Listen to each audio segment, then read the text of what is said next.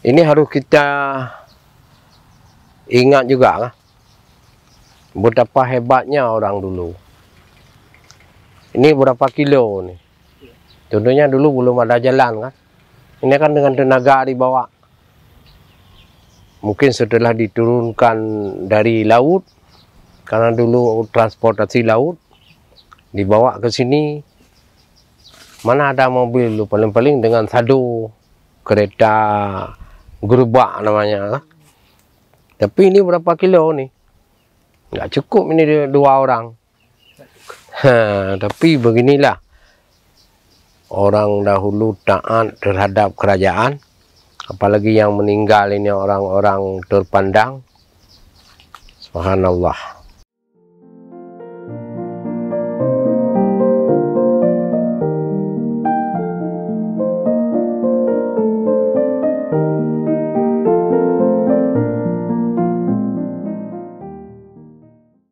Karena kan di Aceh ini kan banyak sawah.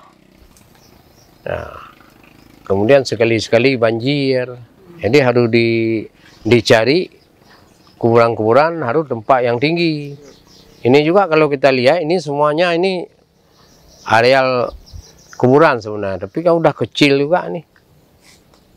Karena mungkin ahli warisnya nggak ada lagi. Ini juga kalau nggak ada lagi ini jadi rumah orang nih. Kalau orang Malaysia membuat sebuah penelitian, ini dia mengambil S1, S2 sampai S3. Tapi kalau orang Aceh, ini bukan S, jadi batu asah nih, atah Padang.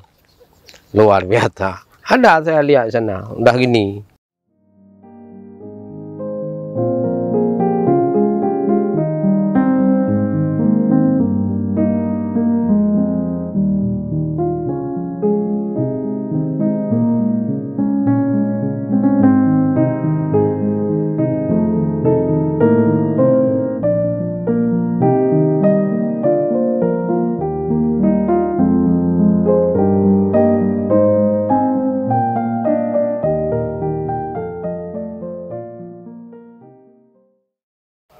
Nyoba nilai sejarah penting bagi kita yang Bamadum.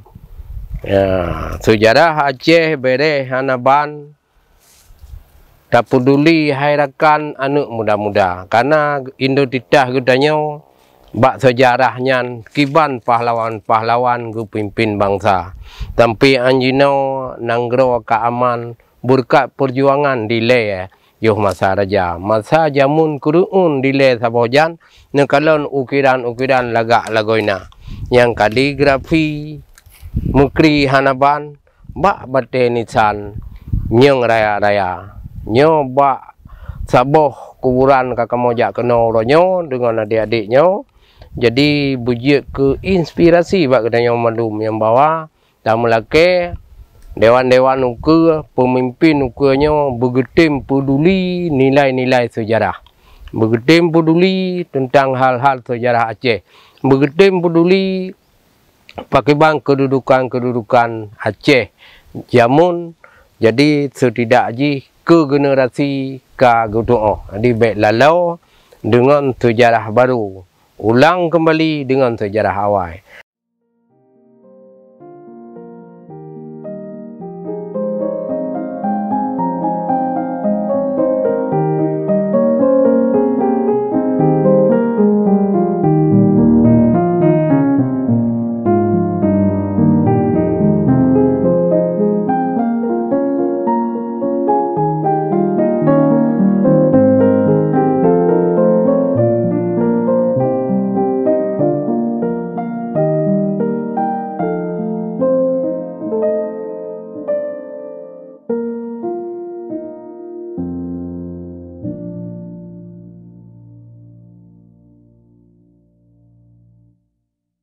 Jadi dominannya dulu kalau kita baca dalam sejarah lebih banyak dengan seni. Jadi kita tidak bilang dengan ini, dengan hikayat, tapi dengan seni. Seninya mungkin dengan berbagai macam seni. Ya, termasuk kitab-kitab kan ada juga kitab nadam. Penyebaran Islam karena Hindu kan lebih ke seni, orang-orang Hindu. Jadi pendekatannya lebih dengan seni. Cuma seni nadam kah? Kita lihat, apalagi Islam ini identik juga dengan seni. Misalnya ngaji, kan? Ngaji juga punya seni. Kehidupan kita juga dengan seni. Jadi banyak kita melihat, apalagi yang nadam-nadam Aceh, memperkenalkan ilmu fiqah, ilmu tauhid, mantek dan berbagai macam, banyak itu dengan nadam-nadam. Jadi setelah menghafal, dah tahu dengan kesenian, makanya di setiap kampung atau di setiap daerah, di setiap pesantren juga ada zikir, zikir Aceh, zikir Maulid, juga dengan seni. Jadi untuk seminggu sekali untuk menggairahkan anak-anak yang belajar. Jadi nadam ini juga salah satu, dan banyak ulama-ulama terdahulu yang pujangga-pujangga.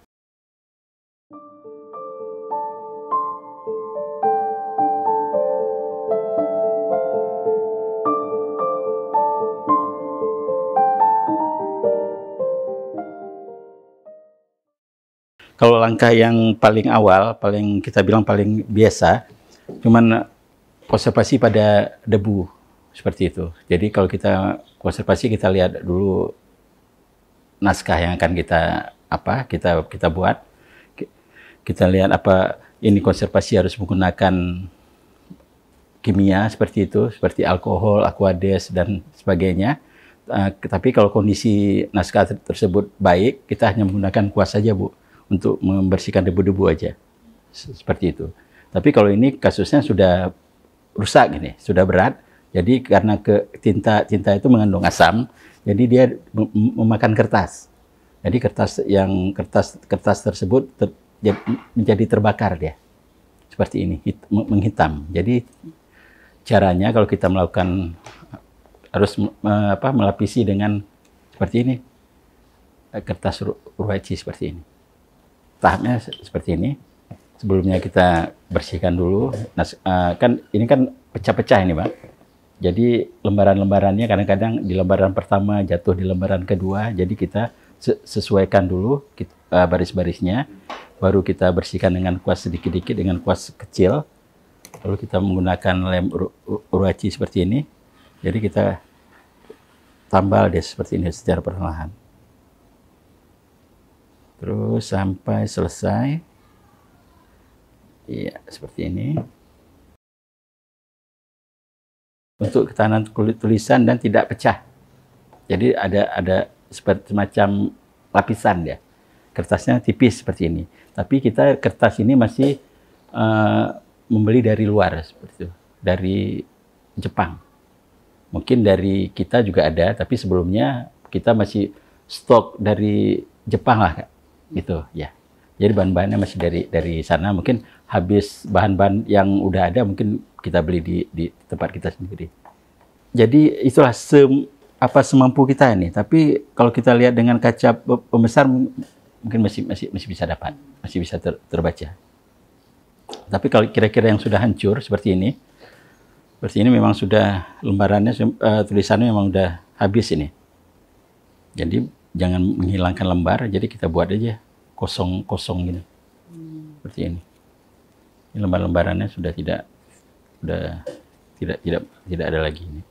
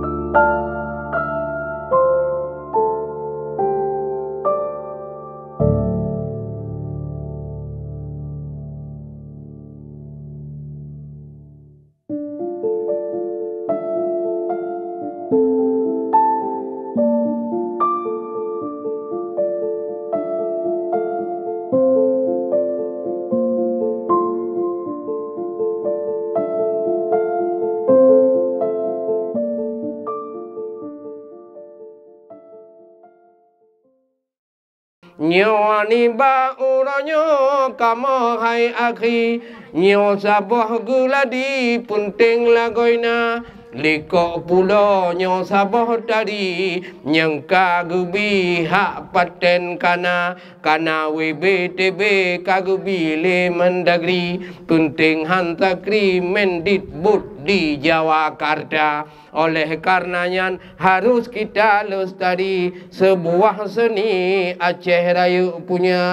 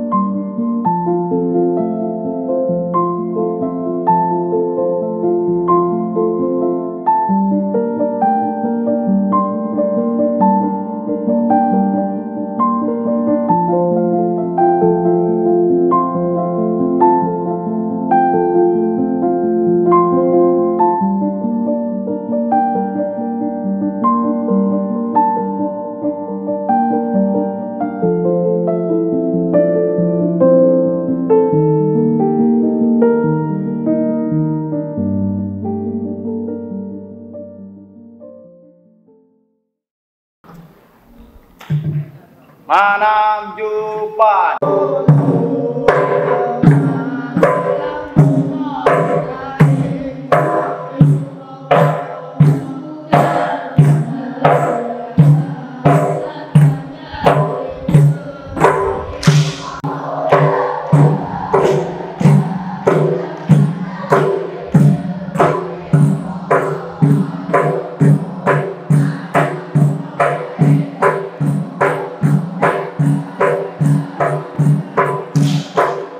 Jadi harus rendah dek, gini, but rendah.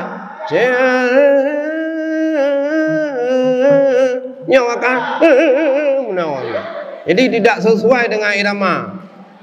Itu kecantikan, estetika kita perlu. Ini adalah seni, ya. Ya, ini yang diajarkan menjadi edukasi kepada adik-adik seni. Tiap gerak tun, rapai irama dengan tubuh kalian itu harus sama. Maka disitulah indah likok pulaunya. Kalau enggak, apalagi kalian di tengah nih. Kalian di tengah disorot berbagai mata nanti orang yang di tengah. Ya.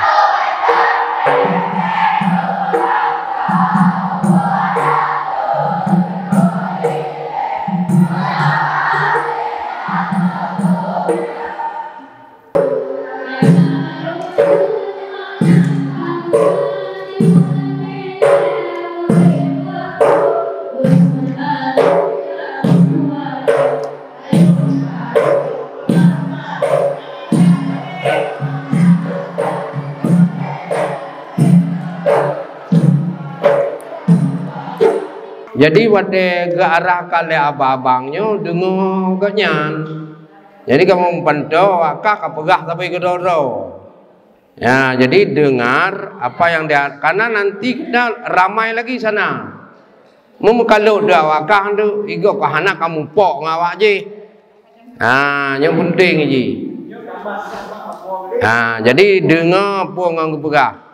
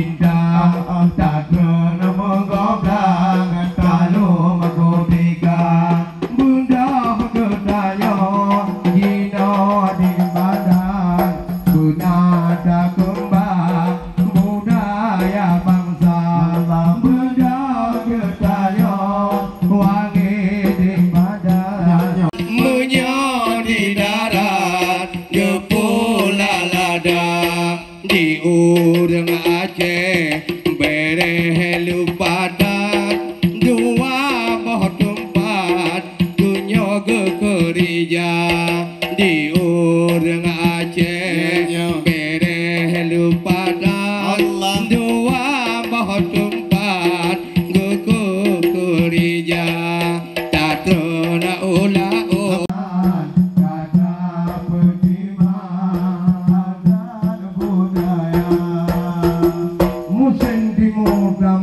musim barat pula lada Mekah sare sapu pakah lampuh jerat bek kapegala makbuk nyong jerah bek dapale sayang-sayang ngan saudara walau tameh surang sari asai puting diluk lampara alang dulung langsung budatia merupak dengan saudara yang bek tuang damiat bak mada jatuh te merupak kudra tahila makbuk nyong jerah bek dapale sayang-sayang ngan saudara walau tameh surang sari puting diluk lampara Pak Jalo yang hana gerak Pak Mirah yang hana bubli Pak Nari yang hana salah hana Pak Awai tentena Pak Aki Assalamualaikum warahmatullahi wabarakatuh.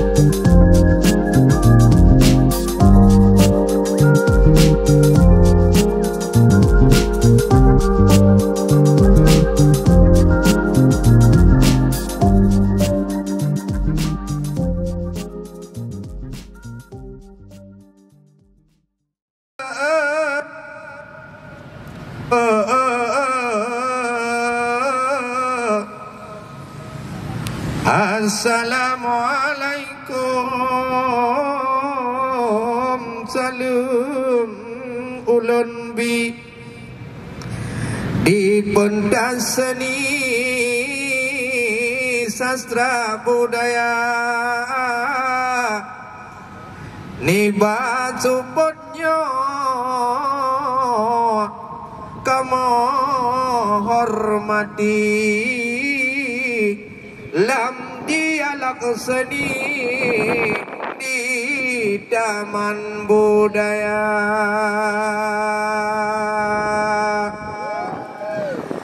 Kepada penonton yang kalan seni pada sore hari ini cerah lagoina. Aduh gudanya dengarnya diskusi bersama pemateri orang budaya. Pada hari ini dialog budaya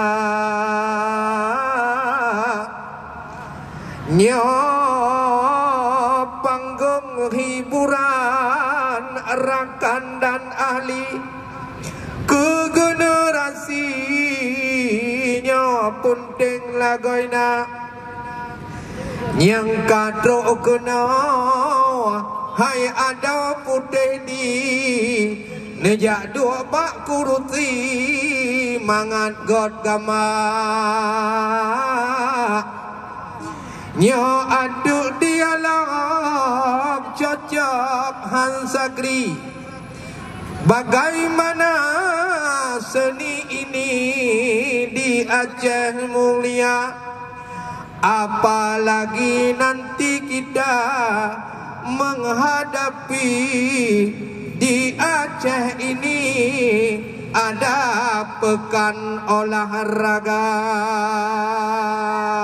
Boh munye dablongon mu, boh anu tukangon padi, nejak butro nekalon buduh, han murugo mu sakit hati karena narit maja.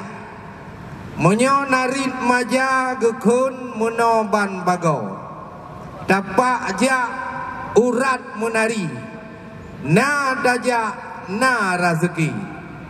Rezeki hai dek cut dengan dagagah, tuah ngon damida. Munyo na rezeki ada berangri danyo po adra. Munyo hana rezeki bak bibi rut ulua. Munyo na rezeki tidro di hendi, tidro di bandar. Karena na rezeki jadeh resmi awak nyandua, tapi nya di majalung kono lho.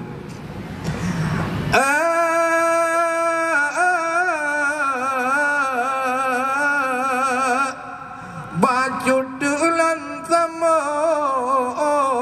penting hansagri. Pentas seni ini untuk kita semua.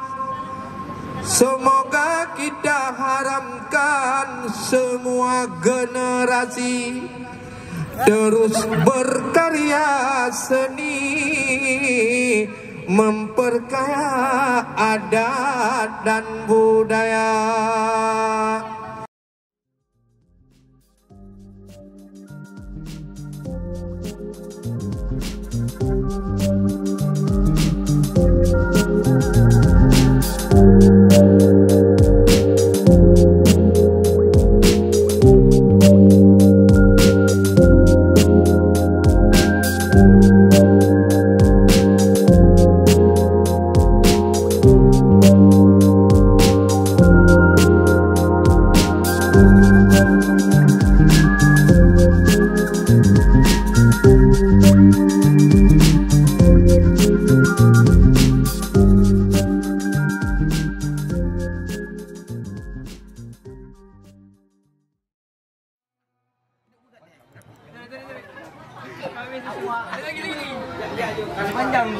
Lapan Robi dan lahir Rasulullah, Maryam Asia sarangan Hawa, mari jangan Nabi hanya Suhaibah, Halimatun Sa'diyah, mari jalan kedua. Yang ada di mana? Oh di Rasulullah, kenapa Allah sakit di poma, anak trip sakit, wapun Aminah letan le ayah, katan lempoma, yatim piatu masa tu. Timbulnya suatu pemikiran waktu Belanda, karena di saat Tungku Cik Ditiro lah. Di saat itu kekuasaan Belanda sudah hampir mencapai bisa ditaklukkan Aceh di saat itu.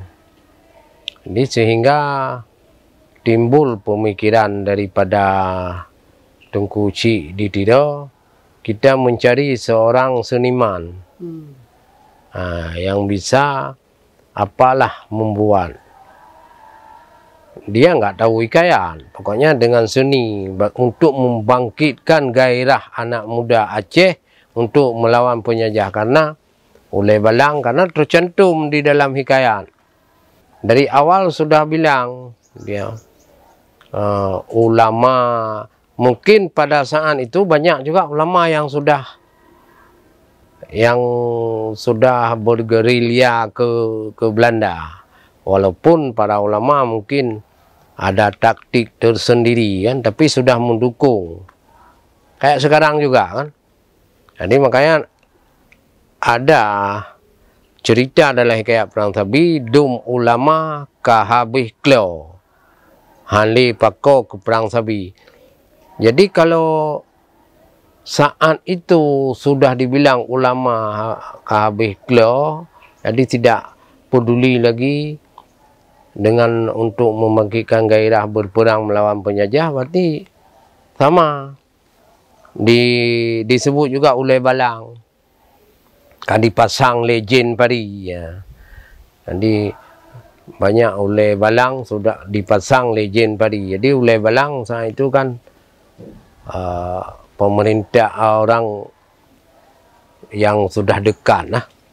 Nah, Ulay Balang orang-orang kaya, orang-orang tuku-tuku pada saat itu sudah mendukung Belanda, malah menjadi cuak-cuak untuk mencari gerilya-gerilya Aceh yang melawan penjajah. Saat itulah. Jadi makanya saya ada penelitian saat itu. Sebenarnya ulama kalau orang Aceh paling kita hormati. Tapi ada pengucapan di dalam hikayat Perang Sabi. Dum ulama kahabih klo hanli pako ke Perang Sabi juga. Ulay Balang kasi patang legend padi. Jadi begitulah fenomena Aceh. Hanya tinggal kelompok-kelompok saja yang tinggal di hutan. Dan yang mati mempertahankan. Kan? Tapi kalau masyarakat di sini sudah. Walau tidak mendukung, tetapi mereka diam aja. Timbullah Tengku Cik Tiro mungkin menceritakan semuanya kepada Tengku Cik Pentikulu. Itu seorang pujangga. Tengku Cik Pentikulu pada saat diceritakan dalam sejarah, saya baca sejarah buku Wali Hashimi, dia pada saat itu mengerjakan rukun haji ke Arab. Dulu kan dengan perahu. Jadi mengangkatlah beberapa tema sejarah untuk menekankan, untuk penekanan di dalam sebuah hikayat Perang Sabi adalah sejarah Ainul Mardiah.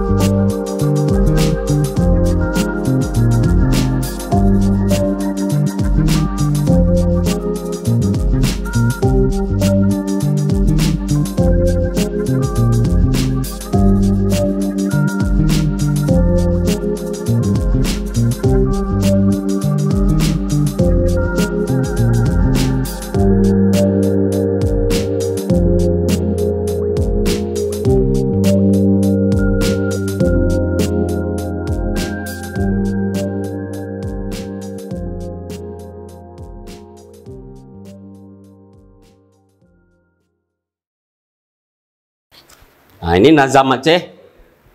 Nah, ini naskah Nazam Aceh. Naskah Nazam Aceh. Apa tertulis ini? Hikayat Nabiullah Sulaiman. Kitab fikih. Jadi bercampur-campur. Ini Nazam Aceh. Ia lebih mudah untuk mendakwahkan. Kalau berirama kan mudah diterima. Misalnya seperti lagu-lagu kasidah sekarang. dengan syair yang indah-indah berirama kan mudah diterima dakwahnya. Jadi orang Aceh dulu jadi versi dari dakwahnya macam-macam. Ada seni tutur, ada seni dari ratib, ada seni dari medrahnya, ada hikayatnya, ada nazamna, ada syair atau diceritakan seperti itu lebih mudah diterima. Kayak perang itu bukan semata-mata untuk perang, tapi mengandung ilmu keimanan dan ketauhidan yang luar biasa di situ. Jadi mengandung dengan ilmu akidah, ilmu agama yang luar biasa di situ. Jadi bukan masalah perang aja. Jadi kalau perang di Aceh sudah jelas Tungbila, dia tetap melaksanakan Tungbila dengan berbagai macam cara. Artinya orang Aceh memandang agama ini adalah sebagai pondasi yang tidak bisa ditawar-tawarkan.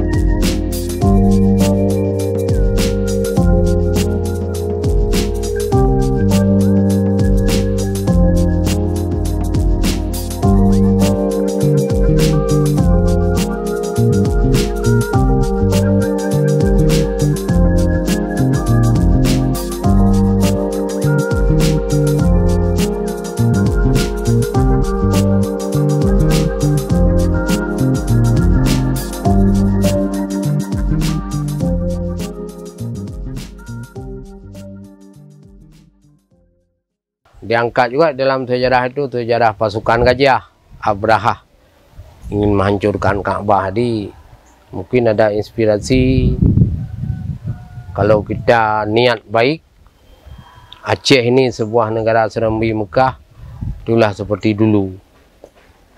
Jadi bagaimana Abrahah dengan gagahnya, dengan pasukan gajahnya menghancurkan Ka'bah.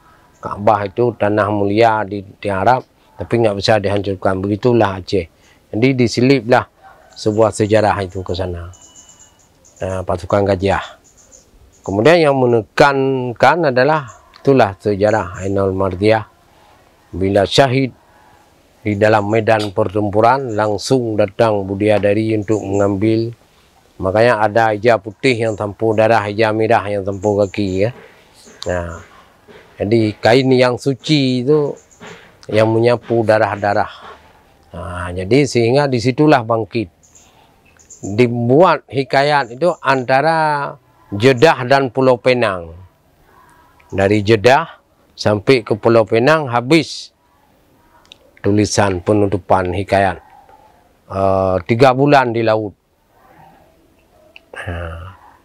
Jadi Tengku Cik Penting Kulu baru menjalankan yaitu ibadah haji, pulang mengarang dengan suruhan daripada Tengku Cik Tiro. Setelah ke Aceh, pulang ke Aceh, selesai daripada itu, mungkin saya itu baru dikasih sama Tengku Cik Tiro dengan tulisan Arab Jawa Aceh, baru diajarkan sama anak-anak Aceh yang bagus suara-suaranya.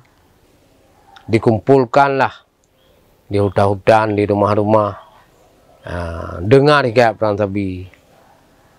Waktu itulah, ini kan ibarat kampanye, sudah mengkampanyekan kembali di bawah komando Tengku Cik Tiro. Kampanyekan kembali bagaimana untuk menggairahkan. Jadi semangat itulah sehingga seluruh daerah orang sudah mulai lagi, anak-anak muda pura-pura jualan tikar. Jualan tikar. Di dalam tikar sudah ada pedang. Dibawa ke tempat-tempat Belanda, ke kem-kem Belanda. Jual tikar. Setelah, karena dia tahu orang jualan tikar, kan dibolehkan masuk. Sampai masuk sana langsung tebas. Allahu Akbar, Allahu Akbar, Allahu Akbar. Begitu gemuruhnya anak-anak muda. Teringatlah lain itu jalan beberapa tahun ke daerah seluruh Aceh yang kemarin-kemarin dianggap oleh Belanda ini udah aman. Nah, udah bisa ditakluk. Banyak juga pihak ulama, walaupun ulama itu ada catatan kan. Kita tidak juga mempojokkan. Mungkin sama juga dengan sekarang. Ada catatan-catatan tersendiri ya. Seperti Tuku Umar. Tuku Umar kan gitu juga. Waktu Tuku Umar menyerah, banyak orang mencaci. Tetapi kemudian Tuku Umar ada trik-trik tersendiri. Maka Syunyadin tahu kenapa Tuku Umar menyerah. Sebenarnya ada trik sendiri. Setelah diangkat menjadi, dia balik gagang lagi. Inilah tahu dulu, oh rupanya mendengar sebuah hikayat perang Sabi, sehingga pada saat itu orang-orang yang bersyair semuanya dibunuh oleh Belanda. Disuruh cari hikayat-hikayat perang Sabi. Saat itu kan tulis, nggak ada kopi. Beberapa selang tahun kemudian ada perubahan hikayat perang Sabi. Nah inilah. Jadi penyebaran Islam memang dominan dengan syair-syair. Dan sekarang kita juga lalai orang dengan syair-syair juga. Ini kan misalnya kita memperkenalkan tuh sifat-sifat Allah kepada anak-anak. Jadi kalau dengan nadam bagus. Kalau dengan biasa wujud, artinya ada Allah Subhanahu Wa Taala, qidam. Jadi cara itu kadang anak-anak enggak enak dengar kan. Jadi dibuatlah syair nadam, nanti ada kelompoknya. Seperti kalau Aceh Utara merukun. Misalnya, yang pun wujud harta ada cina Tuhan, dua qidam cilam kana kondiletan. Kulhe baka berangkajan hana tali, dipun awai cilam kana hingga akhir. Mukhalafatuhu lil hawadih demanyang kepet, hana saban poge danyangan penujud. Yang kelima qiyamuhu binafsih, hana hajat tempat duk dengan tempat ya kan bernazam kan.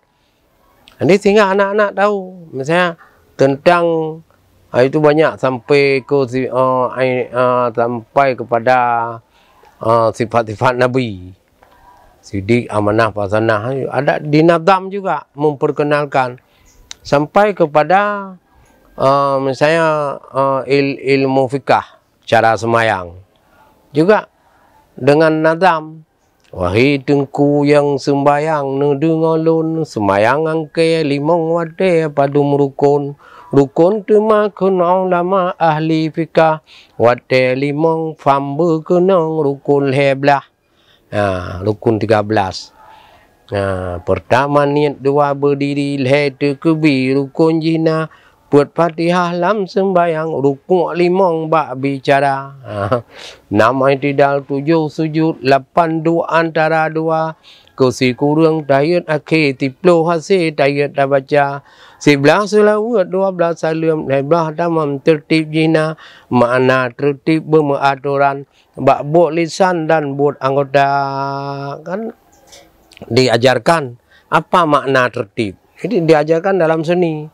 Makna tertib ada aturan. Aturan mana? Di lisan, pengucapan sampai kepada perbuatan anggota.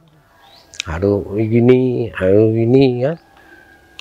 Secara ruku inilah diajarkan dengan nadam.